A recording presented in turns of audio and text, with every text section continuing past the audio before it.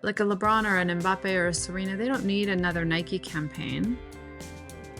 But for them, like these are the most incredible athletes on the planet. And for them to take their precious time right before the Olympics to spend a day or a day and a half with us, it's got to be a story worth telling. Welcome to My Best Campaign. I'm Amanda Lee Smith. Everyone knows that Nike talent is the best of the best. We've had a few Nike alumni on the podcast, and the thing I've heard from all of them is that when you work at the swoosh, you know your peers are going to catch the ball, and that you're always working with incredible talent. Yeah, the pressure is huge, the hours are long, but it'll be the best work of your life. Even with their recent stock slump, there's no question that this is the home of the brightest minds in sports marketing. So getting FaceTime with a Nike VP means catching them at just the right moment. And that's what happened with us and Julie Igarashi. Julie was a VP creative director when she decided to take a sabbatical earlier this year.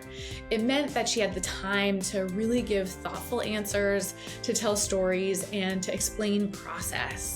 This is my favorite kind of interview. She gives us a peek at how creative actually happens at a place like Nike. In her 24 years at the brand, she touched so many iconic campaigns, and she got to work on both the marketing and the product side of creative. So of course, we couldn't just talk about one campaign. We talked about three of them: a super viral Air Max Day campaign, the relaunch of the Jordan brand in Japan, and the 2024 Paris Olympics. And here's what I think you should listen for in this episode. First, the formula for making a lifelong career at a business like Nike and how to make the journey from a contract graphic designer to a VP. Second, how to create global concepts that are inspiring and directive, but still flexible enough to be relevant 2 or 3 years into the future, which honestly is the reality when you're designing a product years before it goes to market. Third, how to champion creativity in a large organization and make safe places for ideation. And finally, how to take a sharp turn gracefully when what's best for the business maybe isn't what's best for you. So with that, here's my conversation with Julie Igarashi, VP Creative Director at Nike. Okay, Julie, if someone were to take a peek at your LinkedIn profile, they would see something very unusual. You got your BFA at the University of Washington. You spent about 5 years as a graphic designer, and then you stepped into your first role in the technical apparel industry with a year at Lucy. And then just boom, 24 and a half years at Nike, culminating in a VP creative director role. Your LinkedIn does not break down all the steps along the way. So what happens between designer and VP CD in 24 years? Oh my goodness. Well, and I've not been so diligent about the LinkedIn. There's a lot of gaps in there. I think I was just so busy, Amanda. Who has time? Who has time for that? Gosh, yeah, no, I started at Nike in 2001. After being in what I thought at the time was my dream job, the women's fitness startup was such a sweet spot for me. It was blending things I loved, obviously like design, with big challenges. What is it to be a .com startup, and with a group of people that were just so wicked smart. You walk into the room at Lucy and I never felt like the smartest person in the room, which I love. Like that is an environment for me. Mm-hmm. So on the day that they pulled us into a room and gave a lot of us our pink slips, my creative director, Katie Tisch, handed me the business card for the head of design recruitment at Nike and said, "Hey, give Alan a call." And I spent a few days just mourning, the loss of that, because what could be better than that, what I had just been a part of, and called Alan. And he said, "Well, why don't you come in? We're hiring some freelancers. We don't have anything full-time yet, but come on in." And I remember dressing up in like this kind of fancy little or so I thought, like sweater vest from Benetton, Very professional. I pulled out all the stops and walked out of that brief meeting with a contract gig. And it was, I joined a team called Image Design at the time. We were very focused on image making and brand building, the craft brand.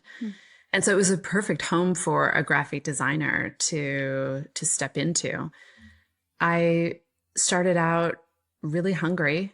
It didn't matter what it was. I was ready for it. I think one of the first projects that I remember was designing the PowerPoint. That was before Keynote even for Nike's pitch to sign Manchester United. It's a big starting place. Well, and it was, it was a presentation. It was internal. It wasn't a campaign. It wasn't a logo for Tiger Woods. It wasn't these things, but it was something I accepted the assignment wholeheartedly. I jumped into it. I spent way more time than I probably should have crafting every moment. But it helped me to get my feet wet, I suppose, and to start to understand the language of a place like Nike.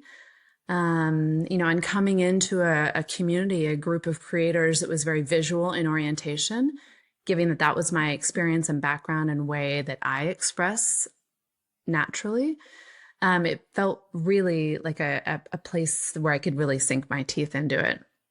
So, I mean, really any project that was without a home, I was raising a hand and, sure, I'll do the Macy's Herald Square swimwear window, like all these kind of the land of lost children and projects. I was it. And, met some incredible people, pushed myself to do work that was way beyond my talent level. I was never the best in the room, but I knew I had a good work ethic. I had worked well with people. I knew my strengths and I knew how to leverage strengths of others. So, my career catapulted pretty quickly from there. Because I also stayed open and really curious. Like I was always down to meet new folks and to take on projects that maybe weren't the sexiest, but would allow me an opportunity to work alongside of people and to learn. So actually probably my first big campaign was Nike's World Cup 2002, the secret tournament. Wieden Kennedy Portland had created a spot with Eric Cantona and all of these incredible football legends at the time. And, here I am, a girl from Banks, Oregon. I didn't play soccer growing up. I didn't even know we called it football, to be really and they were like, hey, go to Europe, help us create a graphics package for these Nike Parks, which was basically an activation for kids. Nike wasn't an official sponsor of the World Cup, but they wanted to connect with kids and provide them with an experience of feeling connected to the game, feeling connected to this moment, feeling connected to the athletes. So Nike sent me off on a plane, and my job was to make sure that we had the integrity of the idea that Wieden had crafted came to life in a way through the events and the experiences in a way that was cohesive and integrated and exciting. And in doing that, I met a lot of folks in product design because I don't know if you remember that spot, but there was a silver soccer ball or football that dropped down into the center of the cage to start the matches. And that silver football was inspired by a silver mercurial that the footwear design team had created. And at the time, Nike was a little bit like more divisional. Footwear was kind of its own thing. Apparel was its own thing. Marketing certainly was its own thing. But the idea that the team had and the leaders on our team had was we want an integrated campaign. So we want that soccer boot to be connected to the football that drops down into the cage. This whole world building exercise, we're going to build on each other's strengths. And that was such a lesson, right? To realize that it was, yes, about my individual contributions. And also, if I could build on the work of others, that we could be a lot bigger than any one of us individually. And that, creativity at Nike is really a team sport. It's not a solo marathon. So my career at Nike, I would say probably half of it was, maybe a little bit more, 2/3 was in brand, and the other third was in product creation. I had the privilege of, on the product side, working in footwear as the graphic design director for about 4 or 5 years. I did a little stint when I was about 8 months pregnant with our second as an actual footwear design director. Oh What my a gosh, what transition am I from doing? graphic designer. Like no I know. training and entirely learning on the job. Fully learning on the job while making another human, Wow. What? A testament to the way that Nike trusts people when you come up through the ranks. They sure do, and actually my creative director at Lucy, we were at Lucy together, and then she ended up back at Nike, and we overlapped there for a spell, and we would have these great mentor sessions, and she would tell me, like, hey, when you join, you get a rope and you're either going to climb or hang yourself with it. Like, it's going to be one of the two. And I was like, let's climb. And climb with others has always been but yeah, I was completely awestruck by the responsibility that Nike gave me. Hmm. And it wasn't without hard work and, and great work in response, but that, like, hey, here's the bar, Julie. We're not going to accept you not jumping over it, but we'd be happy if you jumped like 12 feet over it. Yeah. And, that degree of responsibility, but also like competition internally and healthy. Like, hey, people here are doing excellent work, and I don't want to be the one that's that's bringing it down. So challenged me to be a lot better than I ever thought I could. I feel like I've gotten the privilege of talking to a lot of Nike alumni lately, and this feels really consistent. And I feel like you almost walked through a formula that I'm starting to piece together. You talked about coming in hungry, Yeah. taking on tasks that were beyond your talent level, willing Yeah. to do it, being Yeah. willing to do anything. You talked about the land of lost projects, Yeah. and staying open and curious. Yeah. And it seems like that's a consistent thing that will catapult something and almost a way in at Nike. Just like be willing to take on whatever, be willing to work harder than anyone else, and be willing to take some big risks, even if you've never done it before. Yeah. I love that word, risk. What I don't love to put in front of that word is like reckless. I love calculated risk. In environments that foster us to try things that haven't been done before, whether that's in service of the brand or a particular project, or, as individuals, like, wow, I've never designed a graphics package for an event. Okay, I'm on a plane now to go do that, so I better figure out how to do it pretty quick. Yeah, and not be a lone wolf. To your point, yeah, absolutely. There's a lot of talent and a lot of people willing to help, but also a lot of people willing to, like, okay, it's your turn to step up here. So my career at Nike was, I feel so fortunate for it. And I would say maybe the other thing that really felt like a theme for me throughout was love. I just loved what we were doing, and the joy that comes from passion for something. And having had the privilege of working in both product and brand, one of the things that I loved to do was to connect those worlds. I think, like, a lot of brands view product as one thing and marketing as another. as a customer, as a client, as somebody who, is in this world, like I don't see other brands with that division. I see them as one and the same. So to be able to have the experience of working in a very profound way in both of those two, like the analogy I like to use at Nike was like, it's a universe. There's all sorts of planets in this universe. And two of the biggest planets are product and brand. And if we can't get stuff off of or the product planet onto the brand planet, we have a problem. Yeah. And vice versa. Yeah. So I loved being able to connect those things and, to sit down with a product designer and say like, wow, that's amazing that you made this much lighter.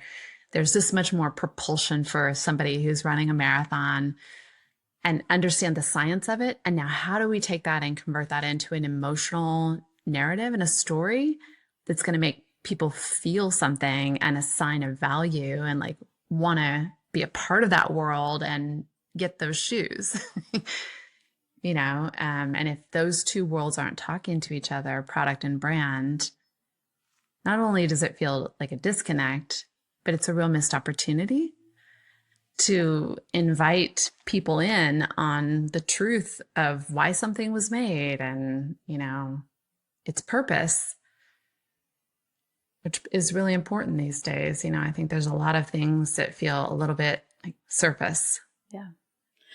And you, like, being a brand person who spent most of their career in brand and then coming over to product, obviously you had a unique perspective on that.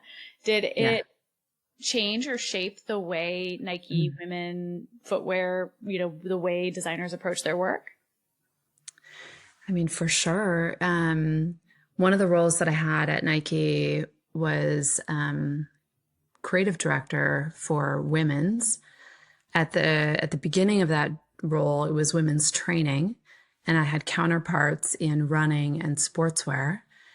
And as that role, as the time evolved and as a women's training team evolved, we realized actually a women's organization that was responsible for all aspects of a female athlete's experience would be a great way to look at it. So the role went from a women's training creative director to a women's creative director, where I was partnering up with apparel, footwear, color graphics and materials on the product side, product management, as well as brand, to create a cohesive world. And today Nike calls that concept design. And it's such an interesting idea to like begin with an idea, begin with a big idea, and then product creates into that and brand creates into that. Without that big idea at the beginning, you get this kind of disparate just assortment that then needs to be pulled back together at the end. I think most of us have worked in brands that do exactly that. My last in-house role was exactly that. We had one person creating brand, one person creating product, and those of us were in the middle trying to find a cohesive connection between them, but it doesn't work unless you start from that concept at the beginning. Exactly. Yeah. Exactly. And at Nike that takes a lot of orchestration. There are 4 seasons a year, and innovation starts many years prior to when the product hits market. And so a lot of time passes and context changes, culture changes, especially now. Things move really quickly. And so how do you create an idea at the beginning that is specific enough and inspiring enough that it encourages people to build on it?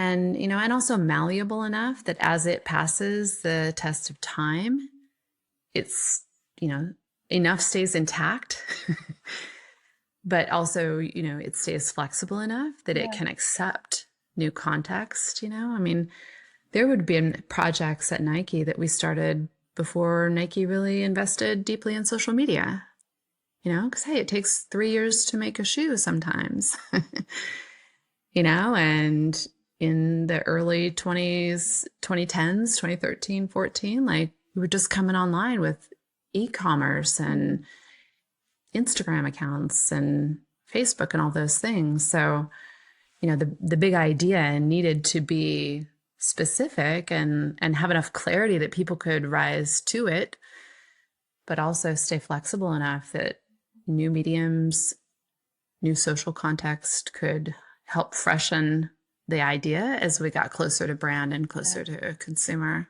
How do you ensure, I mean, the product is often the product by that point. It's been planned 2 or 3 years out. So it's on brand and marketing to bring in the zeitgeist and make it relevant. How do you build in that level of flexibility so that the story feels immediate and relevant in a landscape where the zeitgeist is changing every 5 days, basically? Yeah. It's not an easy task.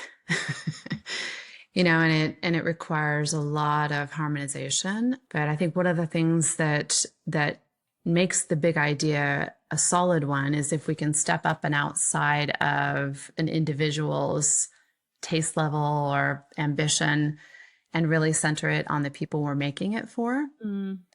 A lot of the work that we would do in those concept roles is consumer insight. And I've taken teams all across the world. When I was part of the women's training team, we took a team of apparel, footwear, color designers to Europe for a week. And we went to a CrossFit gym in Berlin, and because CrossFit was bubbling there in 2016. And we all worked out and got our asses whipped, And then we popped over to London, and we went to a studio where it was like 60 minutes of just kind of freeform dance. At the end of the trip, one of the designers had said, like, Julie, is this like, are you trying to tell us something? Like, we need to get in shape? Like, we have worked out like 5 times every day. But you have to be in it to really understand the nuances of how you move in each of these practices. You have to be in it and outside of your own head. Maybe that was hey, if we really immerse ourselves in the world of these people that are on the front edge of what's next in fitness, then, the spark of a color designer is going to be different than my spark is going to be different from, somebody who's picking out the materials for footwear, but that we have a shared experience, that we've gotten up out of our day to day, that we've put ourselves in the world of people that we hope will love these products and love our brand storytelling and feel a connection and move their bodies more as a result. That is such a solid anchor, because if it's about my subjective opinion, everybody has an opinion, and so what? That we would anchor that work in the people we were making it for, helped it survive as it went through time. And then again, like making sure that the idea was big enough that it could accept a lot of different ways of contributing to it, a lot of different voices building on it, but also flexible enough that it could stand time. And it's a bit of an art, and sometimes you fail miserably, and sometimes you really hit the nail on the head. But I really found that the times where we were able to get up and out of ourselves and up and out of, maybe even, this sounds kind of strange, but kind of even up and out of Nike's immediate business context or like the challenge we were facing, and put the athletes in the center, put the people we're making it for in the center, we had a home run. Wow. We're going to talk specifically about some of the pretty incredible campaigns that you were a part of in your time at Nike. But because we're on this topic, or we've been on this topic of women, and working and thinking about women was such a huge part of your career there, I want to talk a little bit about that. And you're probably one of the best people to talk about it because you were so involved in it. Just a couple of weeks ago, I was listening to an episode of the Business of Fashion podcast, and they had this episode that was about Nike may finally be winning with women, and rethinking how they do athlete sponsorships, talking about the Nike Skims partnership, how they backed Faith Kipyegon's attempt to break the 4-minute mile. And of course, Yeah. that Super Bowl commercial, the "You Can't Win, Yeah. the Win," which I'll share in the show notes. I mean, there's been a big push, and it's come a long Yeah. way since, different issues with athlete sponsorship. And you've had Yeah. probably like a real front row seat to the internal shifts Yeah. that are now bringing about some internal changes. And you played a big role in bringing some of Yeah. those women-focused retail concepts to life at Paris Fashion Week, etc. Can you talk Yeah. about it? And what do you think Mm. is the big unlock for high-performance brands in connecting with women? Such an interesting one because, the industry of sport has really been for many generations focused in and around men. And so it makes sense that the structures and the companies that support and serve that industry have that orientation and mindset as well. It's been a long journey for Nike. And oh my gosh, I'm rooting for them. And, it's, I see so much progress. It's always been, I think, in the DNA of the company. Nike is named after the winged goddess of victory. Bill Bowerman famously said, at least Nike famously, said to a young mother at a track meet, she was admiring her son, I believe it was, and his performance, and she said something like, "Oh, I could never do that." And Bowerman said, "Well, if you have a body, you're an athlete." Mm-hmm. And so there's been a very progressive, inclusive ethos and philosophy to the company from the very beginning. And it has been a bit of a windy road to get to where Nike is today. And to see, I was actually just talking to a friend this weekend who was on the ground for the Faith attempt a couple of weeks ago. I mean, just chills to see, Nike's going to have bumps. It's going to mess up. It's made up of people, this company, and it's not a perfect thing. And I think that's one of the things that has made the brand so beloved. It's quite human. It messes up. Take big swings. Gets back up. Nike takes big swings. We get back up and learn from those mistakes, and hopefully we don't repeat them again. But yeah, it was such a privilege and an honor and an adventure to work on women's for so many years at Nike, and to see it progress over the course of so many different leaders. The athletes taught us so much about, where we still had room to improve. Those are tough lessons to learn. And, I loved being a part of a team that wasn't so arrogant to think that we didn't have something still to learn, and yeah, that was a mess. All right, let's move on. Let's revisit that, and to see how Nike's approaching even sports marketing partnerships.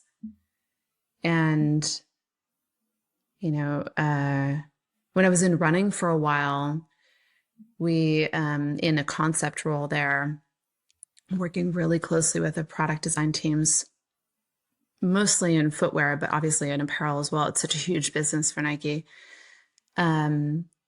We talked about, like, well, what if we created for her first? Might that also work for a broader consumer set than women? And we had some pretty successful runs at creating with a female athlete first and foremost, and then extending those learnings and applications to whoever saw themselves in it. And a lot of those people were men. It's wild that sounds so like, whoa, designed for just a woman, and hopefully it extends to men, when that's exactly what we've always done the other way around. I know. Isn't it wild? Yeah. Isn't it wild? Why does that seem shocking to me? It shouldn't. Well, and it's probably just, because it's, we don't do it all the time, and we're creatures of habit, aren't we, humans? We love things to kind of be the same. So, what I'm hearing from you, a couple of things in terms of how to connect with women. The first one is, sounds Yeah. like you took a lot of the feedback that you got from athletes. Might have taken a little while, but you took the feedback. Full on. Yeah. And you got to kind of drop the defenses too, to like really be open to listen. Because some of what's going to be said is not great. Yeah. So dropping the ego. Drop that ego. Do you feel like there's any other key unlocks that Nike tapped into to get to where it's starting to be? I mean, listening first and foremost, taking big risks, and I think also like stepping back up to the plate and incremental progress. Mm-hmm. There's a lot of external forces when you're at a company like Nike of like more, bigger, faster. And some of these things to change systems and institutions, it takes time and it requires patience. And, a relationship, be it between two people or a brand and a person, those take time to develop, but they can be crushed in an instant. So being in it for the long haul and being consistent, even if it means you got to kind of zig and zag as you go. That was something that was so fun to witness and to be a part of throughout my time at Nike, was the persistence and determination and the acknowledgement, okay, it can be better. And let's have a go. Mm-hmm. Okay, let's dig into some of your campaigns. How long did you live in Japan during your time with Nike? I was in Japan with my family for 2 years. My husband's Japanese, and our kids are biracial. And growing up in Portland, Oregon, they didn't have much opportunity to know what it was like to be Japanese. Mm-hmm. So we were there for 2 years. We landed in Tokyo on July 10th of 2021. Mm-hmm. We were in quarantine when the opening ceremonies started, and we were peeking out of our window. We had one window that opened. Like, lock it all in, guys. That was the strategy. We had one window that opened, and we popped our heads out, and we saw the jets flying overhead with the colors of the Olympic rings, the smoke coming out the tail of the jets. And then we watched it on television, and it was all in Japanese, and it was wild. But it was, what an indoctrination, and what an exciting time to join that amazing team. Well, you had a big impact in just 2 years. I think knowing some of the incredible projects you did while you were there, in my mind, it was going to be even longer than that. But let's talk about a couple of them. So the first one I think that really jumps out at me is Air Max Day. So folks who follow marketing will probably have seen it. You took over kind of an entire building, this epic 3D billboard in Shinjuku Station, if I'm not mistaken. And one billboard might seem like a small campaign, but because of how it was executed, it had reach that was so far beyond just one billboard. Can you talk a little bit about that? Yeah. The ward of Shinjuku, during the pandemic, had installed a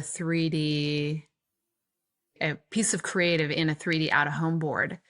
And it was a cat that was just living in this box. And I don't know how many millions of people come out of Shinjuku Station every day, but it's I don't know, let's call it like 5 million people. I don't know. Mm-hmm. A lot of people are standing at a cross section and, for a few minutes before they cross. And the ward had wanted to give the city a little bit of a pick-me-up. So they had this cat up there. And we had heard through a few other people, you should go check out the cat. It's really charming and sweet. And what a sweet thing for this city government to invest in giving the people that live in that area, that neighborhood, something to smile at. And we partnered up with our media team, Hiroko and Shun and Moe, and they were really excited because it was like an emerging medium, 3D out of home.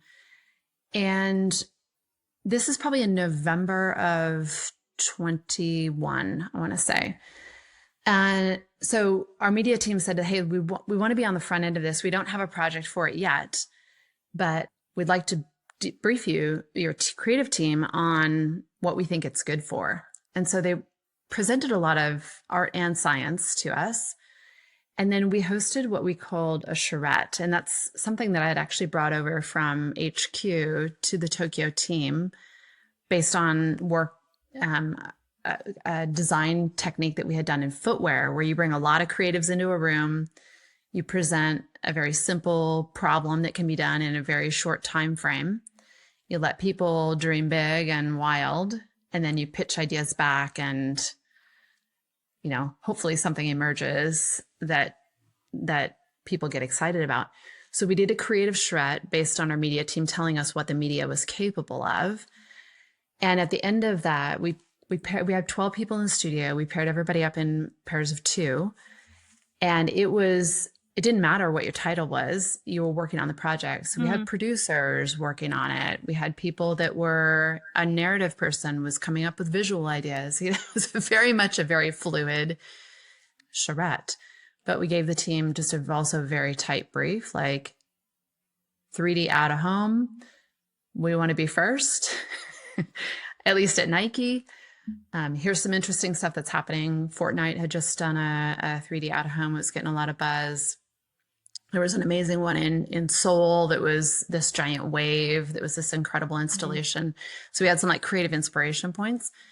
And we said, like, go off for 2 days and then come back and tell us what you think.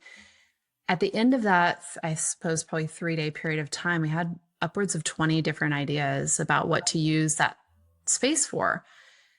But we had no project. So fast forward to, I think it was early December, and our brand marketing lead, Nicole Jabrinsky, who is on the sportswear business for Nike Japan, said, guys, we're going to get a brief from Global to do Air Max Day, which is in March. It's March 26th.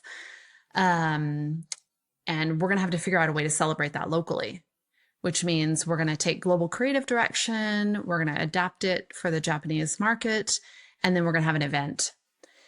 And we went immediately back to that library of 20 plus ideas for this medium. And one of the ideas that our art director, Yoshio Kato, and our narrative coordinator, Sho Kaneko, had come up with was, what if we turned this out of home into a shoebox? It was so simple. And we'd been doing a lot of purpose marketing as a team, but there was really no purpose angle to Air Max Day. It was just simply a celebration of cool sneakers. And so we thought, well, let's turn it into a shoebox. And we collaborated with an incredible design studio in Tokyo called Sekai. And we just had sneakers that were really relevant and meant something to kids in Japan, kids in Tokyo, come out of that shoebox and pop around and spin around and do weird stuff. And then they came back into the box. And at the very end, the cat paw drags the shoebox back into the out of home. And, our project lead, Danny Demers, and Yoshio and the team, like, people just got really excited and started building ideas on ideas on ideas. And the execution was fast, but it was really exceptional, like very good level of craft. And one morning when the team was doing a tech check for the out of home board, and in Japan, actually, if you're going to produce any out of home, you've got like a pretty long lead time because of the regulations around like no tattoos. We want to make sure that it's decent. So we had a very short timeline to create within, because to hit the end of March deadline, like we had to be handing files off at the end of February, final tech check. So the team was out on a final tech check, and our producer, Nanaka, had said, like, hey, there's a for lease sign on that building. Maybe that's where we should hold the event. And as luck would have it, there were 3 stories underneath the out of home board. And so we basically took those 3 stories, hosted the event in there, but we wrapped it like it was a shoebox. So it was like a stack of 4 shoeboxes with the out of home being the top one. And it was just one of, again, those big ideas that people felt like they could contribute to because we had fostered an environment of tell me what you think. Show me what you got. Can I ask more about this idea of the charrette? What are the parameters? Like if I'm being invited to be a part of this, is it like I drop everything for 2 days and me and my creative partner just immerse ourselves and come up with as much as we can? Are we doing it off the side of our desk? Are we taking an hour in a room together? Like, what is the format? Honestly, Amanda, like the format's pretty simple.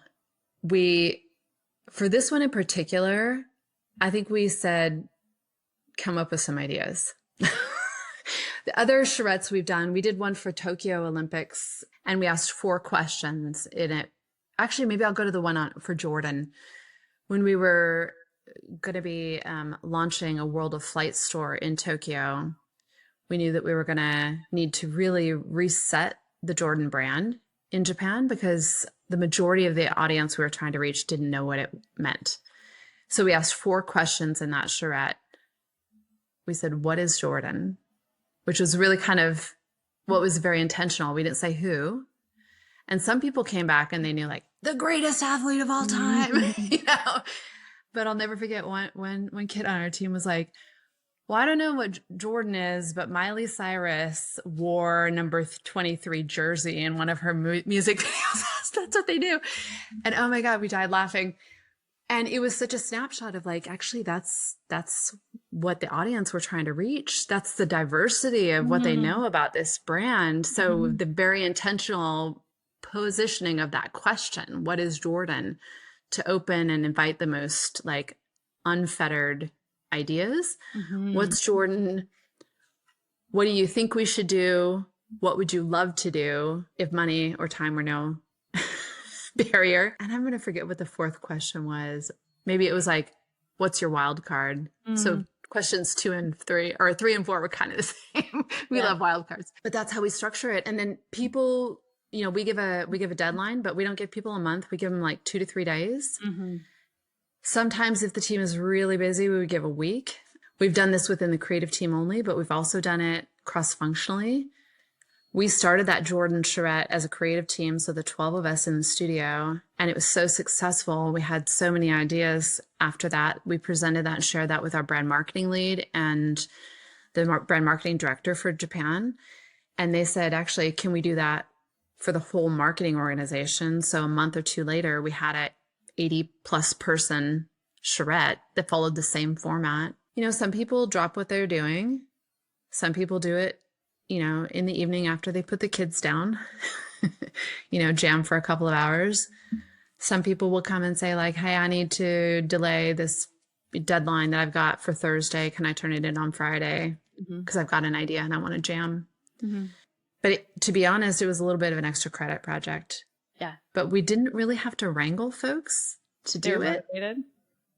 Because it's like it's an invitation to be creative. It's an invitation to imagine and to put ideas forward in a safe way, in a safe space, right? Because everybody's putting wild ideas out there. So you're not the only one going, what if we turned it into a shoebox? Or what if for Jordan, what if we have Hiroshi Fujiwara and Naomi Osaka and Awich sit courtside? Those are crazy ideas. Yes. But everybody's throwing out crazy ideas. So it's safe. Yeah.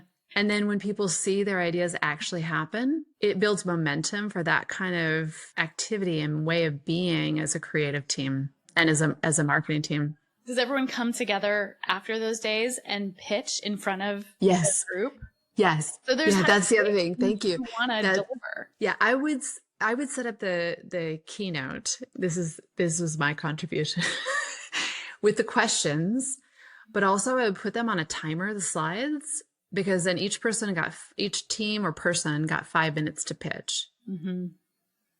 This is great. And then one person, and it wasn't always me, like sometimes like in the Jordan thing, it was our art director, Danny, took everybody's presentations, we all load them up to like a Dropbox. And then one person's responsible for taking all of the ideas and collating them and pulling them together.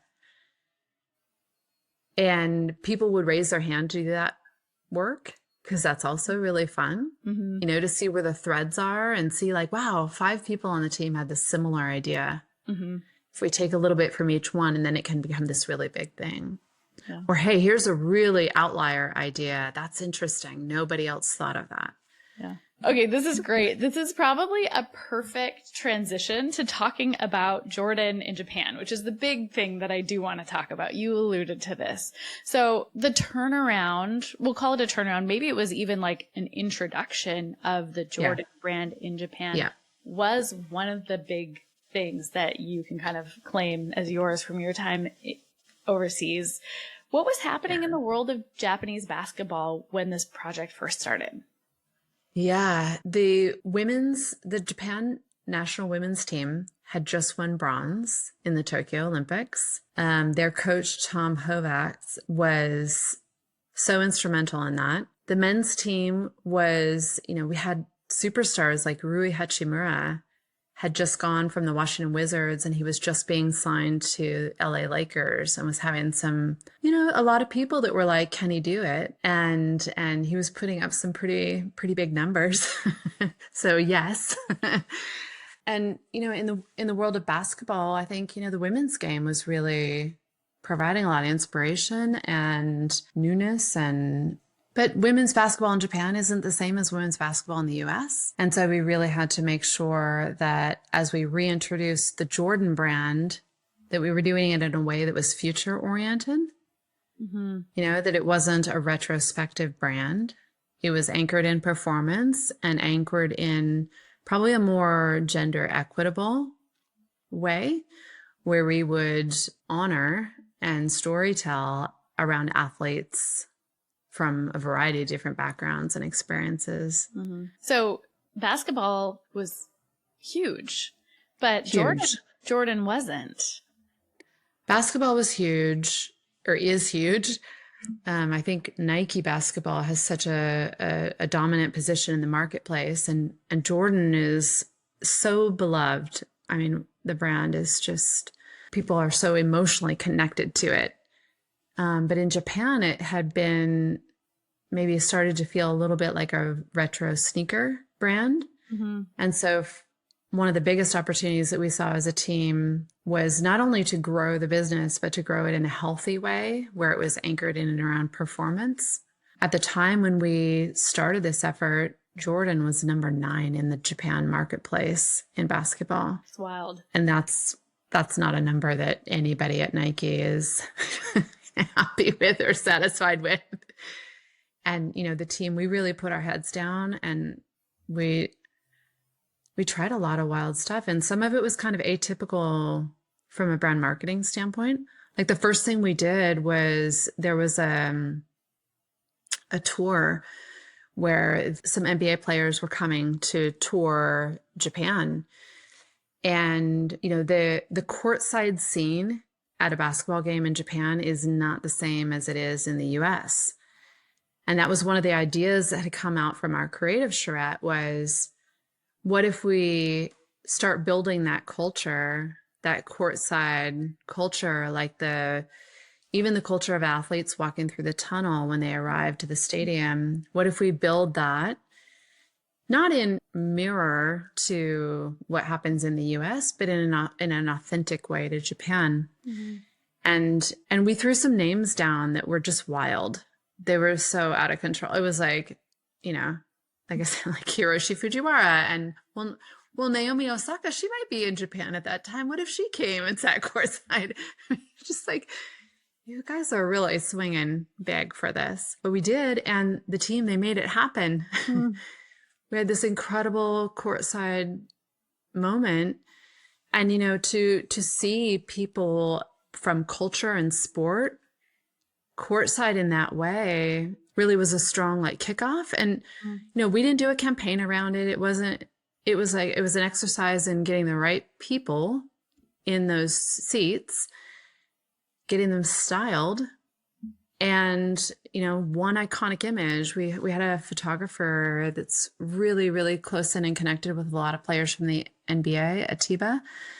And, he came over and took one image that then got a lot of traction and organic reach because people were like, wow, what's Naomi Osaka doing sitting next to Yuto Horigome, who had just won the gold medal in skate, and sitting next to Awich and sitting next to. So yeah, it was incredible. Incredible time of creativity and trying things. So there was that culture piece. For And sure. there was also a big out-of-home piece. And I know, when we've talked about this previously, there's that, when we think about basketball in the US, who's driving the culture? It's that 20-year-old, typically male, increasingly now female, but that kind of young, they're immersed in sport, but they're also thinking about fashion. How was that? And music. And music, just deep in culture. Yeah. How was that playing out in Japan? Like, where was Jordan on the radar of the 20-year-old in Japan? I think very embedded from the perspective of sneakers. But in terms of basketball and in terms of culture and music, not as much. And Jordan made a smart move. They started to sponsor the National Basketball Association for Japan. So, you would see the Jordan crest, the Jumpman on all the uniforms. And they did really excellent job of strategic partnerships with people that had cultural relevance, like a woman named Awich, who's a musician from Japan. And so those smart strategic decisions started to kind of open people's eyes to seeing Jordan in a new way. When the global brand was doing a bit of a reset for Jordan, they had a big idea around self-belief and how when you've got it, it can help you transcend what you think you're capable of, and you can go beyond. And we knew that work was coming out in early 2022, and that we had an opportunity to localize that work. So we did so with a few members of the Japan women's national basketball team, with Awich. At their peak. Amazing, And we took over again. We had a great track record of utilizing media. There's a lot of, you might say like, oh, out of home boards. Is that really a thing anymore? Like, isn't it all social media? But the mind share, especially in the neighborhood that we focused our Jordan campaign, our efforts in Shibuya, it's such a young neighborhood. It's exactly the audience that we were trying to reach to say, hey, there's something new happening here. The Jordan World of Flight store was opening just several blocks from Shibuya Station. And then we had the opportunity to do a media takeover where we took 13 digital out-of-home screens in Shibuya Square and orchestrated them to show a film that we had created, a local film that we had created. And, our lead on that, Aisha Khan and Makoto Hiroi, and a huge group effort.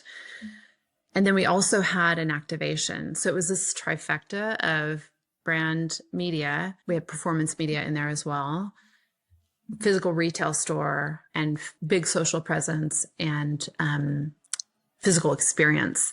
And at that experience, we basically took over a venue that's known for sumo. It's called Kokugikan, and it's an incredible venue for sumo wrestlers, and women aren't able to perform in that venue. So we took that venue and converted it into a giant LED basketball court.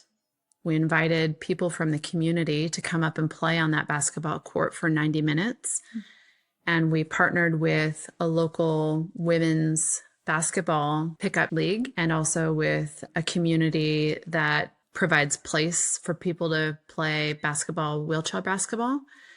We invited those communities up to play for an hour and a half, and then the lights dimmed and people went to their seats, and we put on a concert with Awich, and a fashion show with Travis Scott. He was launching a Cactus Jack collection through Jordan. Wow. And so we had flown Travis over to come on stage after his collection had been presented. And yeah, it was we one of our team members, Taro Matoda, had on when he heard some kids walking out, they said like, "Okay, Jordan's back." It's actually doing stuff again. And it was a true, like, it was such an intersection of like what I'm hearing you describing. You had this huge retail presence for the first time. Yes. You had this massive Shibuya takeover. Like, I think you might have downplayed the scope of that takeover, because I think it was playing kind of every 3 to 5 minutes or something like that. It was on pretty heavy rotation. Yeah. Yeah. And then you have this. Our media team crushed it. Right. You're bringing together basketball, which is the whole point, music, fashion, into one venue, but still steeped in Japanese culture. So making it relevant to that place. Yeah. Like, it was this perfect intersection of all these things. Yeah. Well, and the global team was so amazing to us, Amanda, because, you know, like they fully supported and knew that, hey, this message of belief and self-belief and confidence, you're going to have to tailor that, because it's not the same. Like, confidence in the United States is not the same as confidence in Japan. Tell me about that. What's the difference? In the United States, a bit more on our sleeves, you know. In Japan, it's such a beautiful culture, and, you know, it's one that's steeped in respect and community. And so, yes, confidence in a way that lifts the community, lifts each other. And, you know, we felt like A-Witch was the perfect ambassador for that, because she has this wildly successful career. And the way she does it is, you know, it's not like she's stepping on other people to get there. She's doing it by being excellent. She's inspiring and creating opportunities for other people to be excellent in their way as well. That's really interesting, and probably a perfect segue to the last campaign that I wanted to talk about. You know, talking about excellence, maybe sort of loosely even talking about what excellence and competition look like, the interplay. Like, does excellence always mean kind of leaving others behind? Can there be group excellence? I think it's a question you've probably grappled with a fair bit. So one of the last things you worked on before leaving Nike was the campaign around the Paris Olympics. And the Olympics are a huge deal for Nike. It's something you start planning years and years in advance. But for Paris, there was a huge pivot that happened. Can you tell me what happened there? I think a great example of having a big idea, but also staying flexible to new context. It was a really, really challenging time business-wise for Nike. And there was a lot of internal dialogue about, and soul searching, let's call it that. You know, like, who is this company and how do we want to be in the world? And, you know, what's the balance between inspiration and motivation and the role that this company has to play in keeping sport vibrant and commerce. And so it's, you know, the product design for the Olympics had been underway for years. I joined the Olympics team in August of 23, and we had an amazing creative direction that the team had been working on and crafting and refining for upwards of a year, maybe a year and a half. It was the foundation of the creative direction for the World Cup in 23. And we were going to continue honing it as we headed towards the Paris Olympics. And as we went through that summer, it became increasingly clear that Nike was facing some pretty big challenges in terms of who people outside of the company, what they thought of Nike, and first and foremost, athletes. So there were a lot of pretty honest conversations with athletes about, you know, hey, Nike, I'm headed to the Olympics. I've worked a lifetime for this. I'm not messing around. I want to be respected in the way that you storytell about my journey. And the path that we were on was very open and very inclusive and very much presenting a democratic view on sport.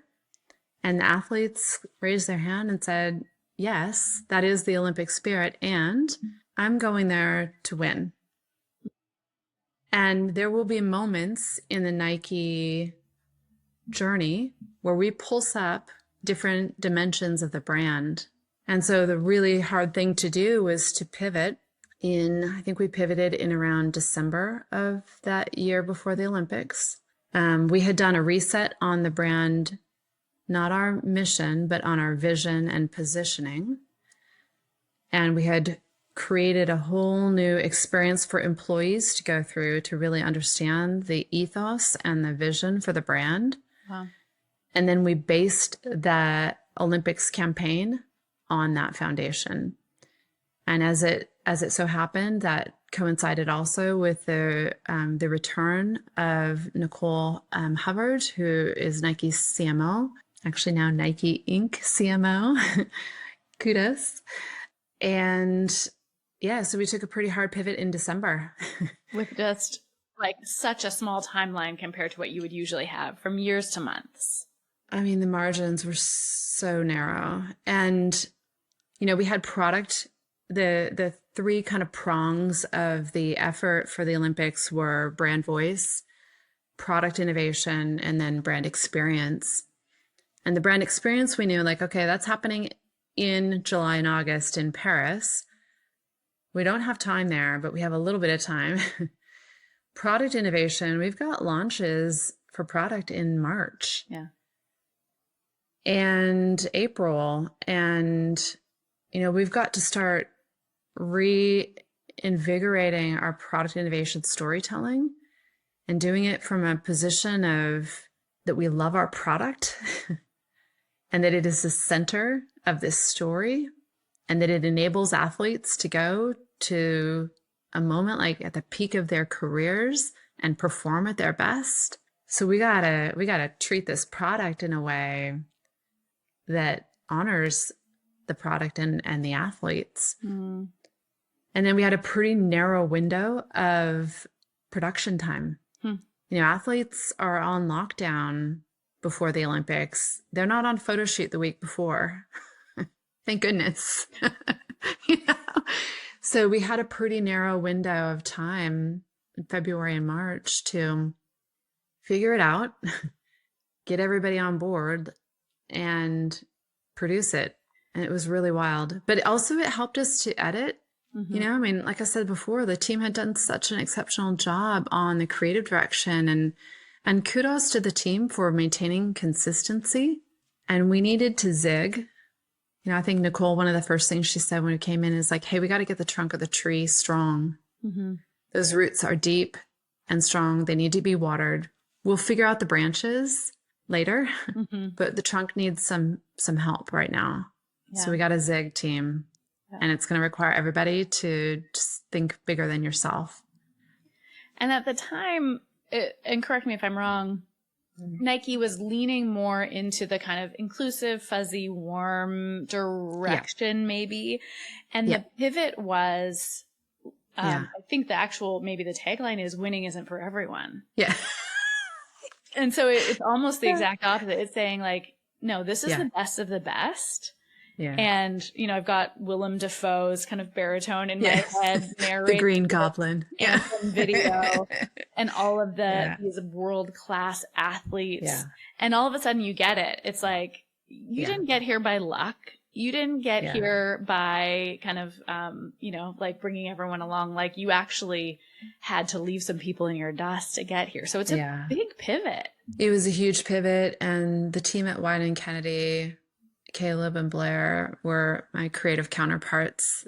They were so brave. And, because we had an idea that we loved, candidly. And when we decided to pivot, we did it with also the faith that we would add dimension to the story, and we would have the patience to be sharp and maybe more singular and more willing to create a love it or hate it response in that moment. Like the worst thing you can do as a brand is put all this effort into something, and then people shrug their shoulders, Yeah. so we were okay with eliciting, there would be a lot of people that didn't like it, even internally, really candidly. Probably more so internally. I mean, the Mm. response, if I look at the Instagram comments to that, and Yeah. the response was actually really incredibly positive. Yeah. Yeah. What was the response from the athletes? They were like, it's about time. Wow. Like, guys, come on. Yeah. Thank you. And we had people that I think we would have had a hard time getting on board within those really aggressive production timelines.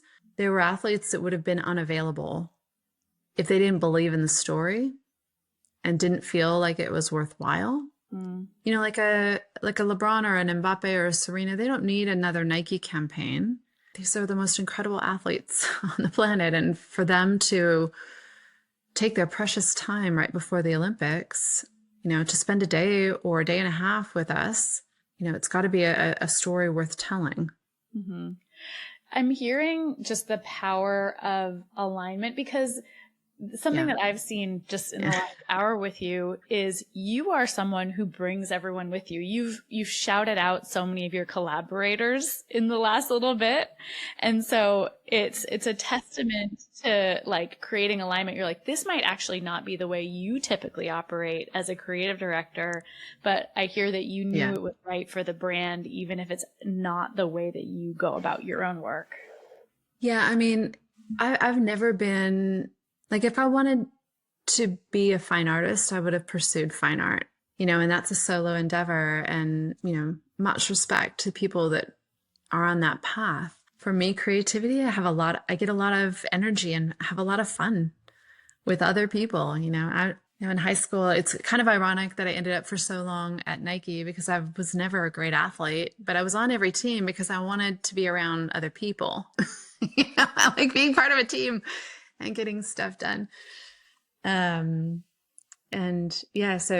creativity has very much been a team exercise, and it's not a full blown democracy, right? Because we got to know where we're going, and we got to know when we're not there, and that we're going to have to push harder. Mm-hmm. I really love to create space to hear the unexpected ideas, and to hear from somebody that, maybe you wouldn't expect, like, wow, now that's a fresh way to look at it. And I suppose maybe I had been offered that opportunity at Nike as being, like I said, this girl from rural Oregon working on football. I was the only girl in the room a lot of times, and the only girl, the only person that didn't play the sport.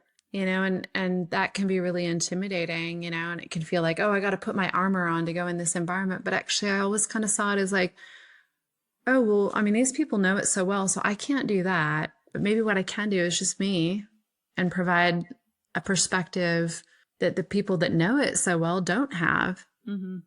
So I love to create that environment. You might have just started to answer this question, but you spent nearly 24 years at Nike. What do you hope is the legacy that you've left behind? I mean, I felt like I had the opportunity to go and do the best work of my life. And I know there's something for me after when I grow up. But I really hope that creators at Nike feel like they're doing that and they have the potential to do it. I hope that the brand continues to inspire people. Like, I'll never forget our son playing basketball when he was like 7 or 8. And he had a basket finally in one of his games. And on the way home, he wanted to talk about it, and one of the things he needed to know was like, are there any Japanese people in the NBA? Because he wanted to see somebody that looked like him. Mm.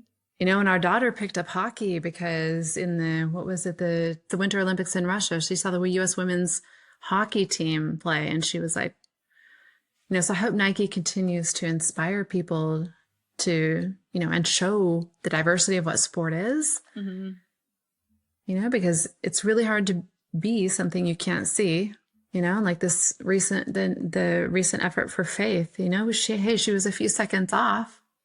She got really close And she's seeding the idea in a whole generation of She women is. runners that they might be able to break for.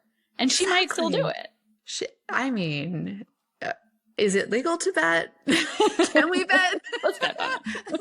Let's bet on her. Yeah. Let's Yeah. bet on her. Julie, you're taking a little break since leaving your role. Where are you finding inspiration during the sabbatical period? I have started really turning back on my maker side. I'm taking ceramics classes. I've been doing a lot of reading. I watch a lot of film. I'm really enjoying the craft of creativity and more like kind of like epic and episodic. I'm really enjoying spending time with family and friends. And most recent era of my career, I was going like an inch deep, a mile wide, and I was really stretching to these places. And actually, right after I left Nike, David Lynch had passed away. And there was a theater in Portland that was showing the documentary, The Art Life. And in the documentary, he was talking about his formative childhood, how he grew up in Spokane, Washington, and his world was really small. It was like 2 blocks. It was so small. But everything he needed, he had there. And to see that film right as I was entering this next stage of my life felt really inspiring of like, okay, I've been going a mile wide and not very deep on any of it. And so maybe now the opportunity is to go an inch wide, but a mile deep, and be really selective about the things and the people and the experiences that are enriching for me, and also that, that are centered around like what I think is good for the planet and the humans on it. So yeah, I've just been resetting and being creative, which is really fun. The irony, you leave your very creative job to be creative. No, for real, Amanda. I mean, I think one of the craziest things was the first ceramics class. Like when you're actually trying to mold a piece of clay on a wheel, it does not do what you think it's going to do. And if you start thinking about it too much, it really gets wonky. And my mom said to me, like, well, maybe you need to just stop thinking about it. Maybe you need to turn your brain off. And I realized, in my career, I've just been thinking about stuff and making and thinking, but more thinking, and maybe just stop thinking for a second, Julie. Just get in there and get it done. Yeah. I was just, there's this kind of trend going around. I don't know if you've heard of this idea of the 12-hour walk, where you just you just start walking, no music, no podcast, no anything, just like your water, your snacks, and you walk for 12 hours and then, walk back. And I've been thinking about doing it. And I love the idea of like turning off and just like the only requirement is walking. And I can imagine the type of inspiration that comes in those contexts. It does when you can quiet the noise enough to tune into yourself. Okay, but on the flip side, we all need inspiration from places. What brands are you still paying attention to the brand landscape? Are you totally turning it off? What campaigns are kind of sparking your curiosity lately? I mean, to be really candid, I'm kind of turning it off. I mean, I have not been turning off the podcast when I walk. Yeah. So I'm like a huge Smartless fan, which is so random for me. Like, I don't even know how I ended up on it. Maybe a friend recommended. But those guys and the demeanor, the dynamic they have between the three of them is so hilarious. And, so of course I love the Allstate Batman versus Bateman. That one really caught my eye over the NBA. But I'm actually like the thing I'm really, really interested in is more of like that long form storytelling, like to be able to go to a movie theater and watch Sinners, or, like I've been super getting into the Gilded Age, on HBO. I've been watching The Great Ceramic Throwdown, which is basically Great British Baking Show meets ceramics. It's like gold. So yeah, I mean, I'm just kind of dipping the toe in the brand world, but really most inspired by the people that are really creating something epic, Mm-hmm. that's going to last. Mm-hmm. And it has a very strong, unique point of view. Anything that has jumped out at you from the films or the books? I mean, the David Lynch, The Art Life. I'm reading a book right now called The Northwoods by an author named Daniel Mason. And the main character in the book is this piece of property. It's a house. And then it's like over 500 years, it talks about the people that flow in and around the house. And I love that. Just like the first sentence of the book, immediately was so immersed. And, there's this temptation to listen to the books on audio. But I find that if I do that, I start getting really distracted and not paying attention. And so I've been kind of forcing myself to read again. Good job. There's a side of an imagination that turns on there when you're actually having to picture the characters and the environments they're in and the tone in which they say these things to each other. When you pare it down to just these black words on a white page, you got to be active in your imagination. And I'm absolutely loving that right now. Good stuff. Okay, I have one last question for you. Yeah. What is the best piece of brand or marketing advice you've ever been given? I mean, this I'm a little on the fence about it, Amanda, because it sounds kind of trite, but it's like, have fun. When I was in Tokyo on that team, one of my closest partners and collaborators, Danny, and then Sunny and Mark, those are the three directors on the team. We just would say that to each other all the time. Like, if we're not having fun with this, there's no joy in our work. Like, the work is going to show that. So how can we find joy in it? How can we find the love, find the fun? And it's a lot cooler way to go about earning a living too, than to think of it as drudgery and, like this bore. Like, we're so lucky to be custodians of these brands and to contribute and to have the resources to create, So I think just easing up and having fun. Amen. That's probably a great end. Julie, thank you so much. It's always a delight to listen to you, and I'm looking forward to the next time. Thank you, Amanda. Appreciate you.